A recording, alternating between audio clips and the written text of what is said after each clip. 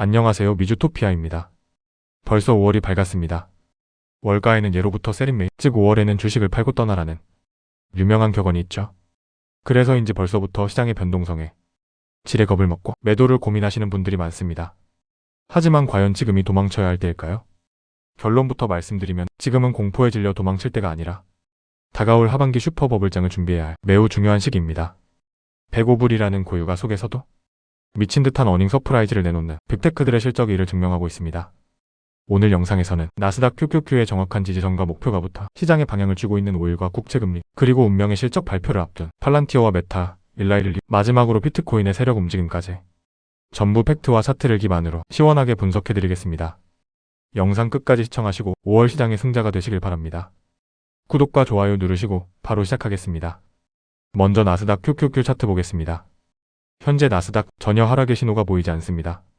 단기적으로는 684달러 부근에서 저항을 받을 수 있지만 최대 하락 지지선은 668달러로 탄탄하게 열려있으며 위로는 상승폭을 760달러까지 아주 크게 열어두고 있는 상황입니다. 아까 세린메이를 언급했지만 팩트를 체크해볼까요? S&P 500에 비해 나스닥 QQQ의 5월 통계는 결코 나쁘지 않습니다. 역사적으로 연중 세 번째로 수익률이 좋은 달이 바로 나스닥의 5월입니다. 특히 4월 월봉을 보시면 이전의 하락을 모조리 잡아먹는 대단히 강력한 양봉으로 마감했습니다. 차트가 이런 형태를 띠면 설령 5월이 약세장으로 흘러간다 하더라도 위로 꼬리를 달기 위해 최소 한 번의 고가 갱신이 나올 확률이 매우 높습니다. 쫄지 마십시오. 다음은 다시 고개를 들고 있는 WTI 오일입니다. 제가 지속적으로 언급해드렸던 오일은 현재 쌍봉을 형성하고 하락 다이버전스를 만들며 결국 하락할 것이며 당장 80불대로 수직 낙하하기보다는 90달러에서 105달러 사이의 박스권에서 횡보를 거친 뒤에 빠질 확률이 높다고 언급드렸습니다. 여기서 중요한 포인트가 있습니다. 중간 선거를 앞둔 시점에서 만약 유가가 105불을 위로 돌파한다면 어떻게 될까요? 물가 상승 공포에 빠져 주식을 던져야 할까요? 아닙니다. 오히려 트럼프 정부의 강력한 유가 안정화 푸시가 들어올 수밖에 없는 구간이므로 우리는 이를 매수 관점으로 접근해야 합니다. 픽테크들을 보십시오. 구글, 아마존 등은 유가가 105불인 악조건 속에서도 미친 듯한 이익을 증명해냈습니다. 그런데 여기서 유가가 90불 밑으로 떨어져 기업의 비용이 줄어들고 금리 인하까지 겹쳐 자금줄이 풀린다. 이때부터가 바로 AI와 반도체가 주도하는 진정한 하반기 슈퍼 버블장이 시작이 될 것입니다. 국채금리의 흐름 역시 오일과 동일한 맥락으로 보셔야 합니다. 10년물 국채금리 기준으로 4.4%에서 4.5% 구간에 도달하면 금리 인하를 강하게 추진하려는 트럼프 측의 압박이 들어오는 상당 캡 구간입니다. 다만 당분간 금리가 눈에 띄게 크게 급락하기보다는 이 구간에서 횡보할 가능성이 높습니다. 따라서 저는 무리하게 채권으로 큰 수익을 노리기보다는 4.4% 중후반 구간에서 현금의 일부, 딱 포트폴리오의 10%만 채권으로 담아두고 있습니다. 오르면 팔고 내리면 사는 소위 4848 전략으로 비중 10%를 유연하게 유지하는 것을 추천드립니다. 개별 기업으로 넘어가겠습니다. 먼저 팔란티어입니다. 마이클 버리의 대규모 풋옵션 소식과 맞물려 지난번 실적 서프라이즈에도 불구하고 주가가 하락하는 모습을 보여주었죠. 이제 하루도 채 남지 않은 내일 새벽의 실적 발표가 팔란티어의 중장기 방향성을 결정지를 가장 중요한 변곡점입니다. 이번 실적의 핵심 체크포인트는 딱 두 가지입니다. 상업용 매출의 강력한 성장세가 유지되었는가, 그리고 다음 분기 가이던스를 상향했는가입니다. 차트상으로 상승 시 단기 저항선인 150달러를 시원하게 뚫어낸다면 순식간에 165달러에서 170달러까지 직행할 수 있습니다. 반대로 하락한다면 135달러가 1차 매수 타점이자 지지선이 됩니다. 심리적 마지노선은 트럼프가 언급했던 125달러 부근이며 만약 여기가 깨진다면 100달러 선까지 위협하는 강한 매도세가 쏟아질 수 있습니다.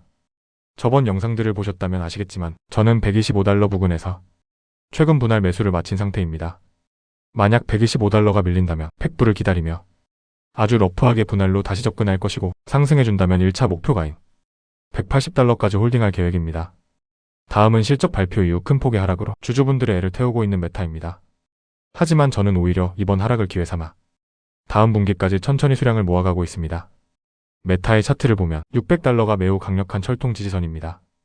600달러 이하부터는 다음 분기 실적, 즉 막대한 캐펙스 투자가 가져올 가시적인 성과를 겨냥하여 분할 매수하기 아주 매력적인 구간입니다. 다만 당장 주가를 V자로 끌어올릴 강력한 상승 모멘텀은 부족하기 때문에 조급해하지 마시고 다음 분기까지 기간을 넉넉히 나누어 600달러 아래에서 천천히 모아가신다면 훗날 큰 수익으로 보답할 훌륭한 종목입니다. 이어서 헬스케어 대장주 일라이릴리입니다. 제가 지난주 월요일에 885달러에서 1차 진입을 완료했던 종목인데 실적 발표 이후 무려 10%가량 갭상승을 띄우며 200일선 위로 안착했습니다. 이번 1분기 실적 한마디로 초대박이었습니다.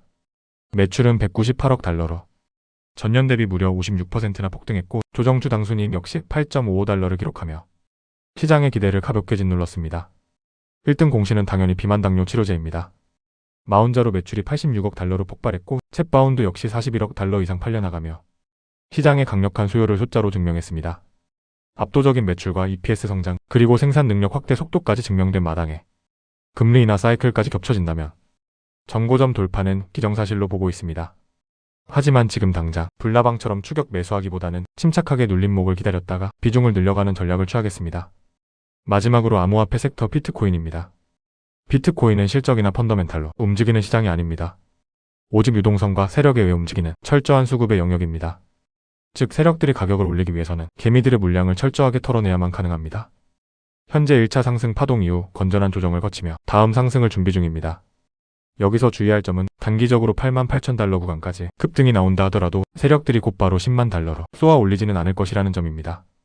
해당 구간에서 약 24개월간 지루하게 횡보하며 끈질기게 개인들의 물량을 털어내고 손바뀜을 유도할 것입니다. 상당한 인고의 시간이 필요할 겁니다. 따라서 본인의 멘탈이 버틸 수 있는 적절한 비중을 유지하는 것이 핵심입니다. 버티기만 한다면 다가올 금리 인하 사이클과 함께 결국 정고점 트라이를 해낼 것이라 확신합니다. 자, 오늘 시장의 매크로 흐름부터 핵심 개별 기업 그리고 비트코인까지 모두 짚어보았습니다. 세린 메이라는 말에 흔들리긴 지금 빅테크 기업들이 보여주는 이익 창출 능력이 너무나도 강력합니다. 오일과 금리 역시 특정 상단 구간에서는 오히려 정책적 푸시가 들어올 수 있는 매수 기회가 될 수 있다는 점을 꼭 기억하시길 바랍니다. 투자는 멘탈 싸움입니다. 팔란티어나 메타처럼 실적 발표를 기점으로 변동성이 커질 때 혹은 비트코인처럼 세력의 지루한 횡보장으로 우리의 인내심을 테스트할 때 흔들리지 않는 기준이 있어야만 시장에서 살아남을 수 있습니다. 다음 영상에서 더 날카로운 분석으로 찾아뵙겠습니다. 감사합니다.